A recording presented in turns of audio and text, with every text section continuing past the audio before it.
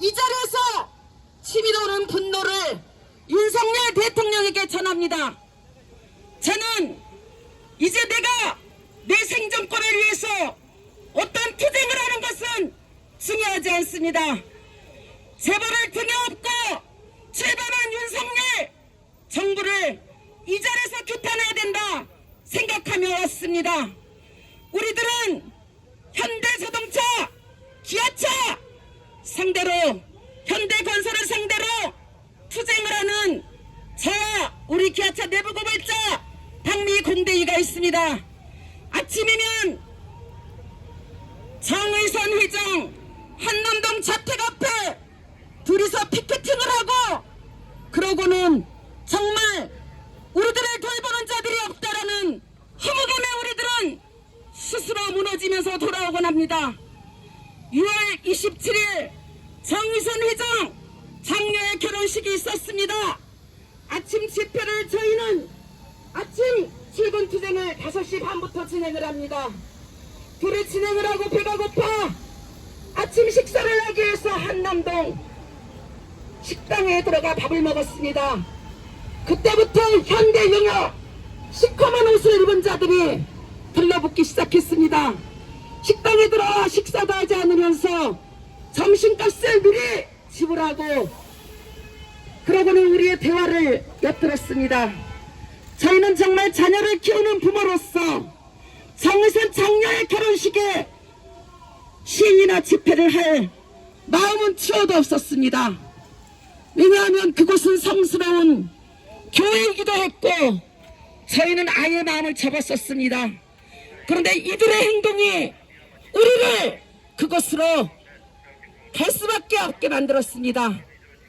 박미공대위 차와 제 차를 각각 1대1로 미행을 하며 사찰을 시작했습니다. 저희들이 가다가 길거리에 차를 한번 세워봤습니다. 그랬더니 미행하던 차들도 지금 윤석열이 옮길 공간 그 앞쪽에 차를 세웠습니다. 그래서 미행을 하는구나 확신을 가지고 1호 터널을 급차선 변경에 들어갔더니 그들도 또 급차선 변경에 들어왔습니다. 이렇게 해서 경향신문사 정동길을 들어서는 순간 제 차량을 누가 두들기며, 저는 너무도 깜짝 놀라 제가 사고를 일으킨 줄 알고 정말 가슴을 쓸어내렸습니다.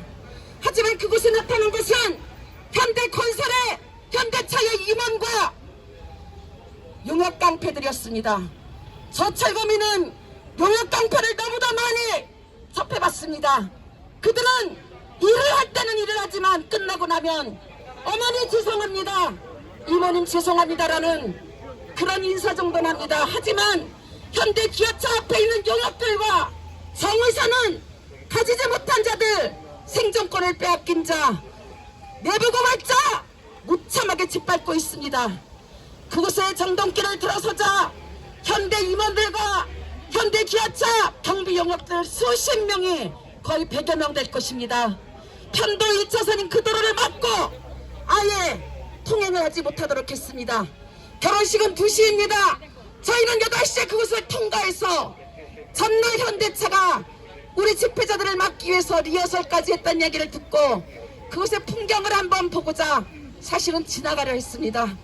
그런데 우리들을 무참히 가리고 경찰들이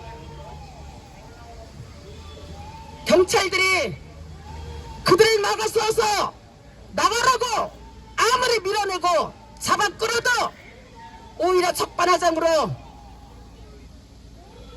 시민을 미느냐 경찰이 이렇게 하면서 공권력도 무참하게 짓밟았습니다. 윤석열 대통령, 당신이 이 나라의 최고 책임자가 아니라 재벌인 정의선이 현대 총수가 이 나라의 최고 권력자인 것 같습니다. 그곳에서 4시간 전에 기아차 박미공대위 차와 제 차를 막아내고 그들은 결국은 차량에 탑승해서 유턴을 하지 않으면 이것을 통과하지 못한다며 저희 차량에 올라탔습니다. 그리고 유턴을 해서 결국은 그 길에서 쫓아냈습니다. 이런 것이 대한민국입니다.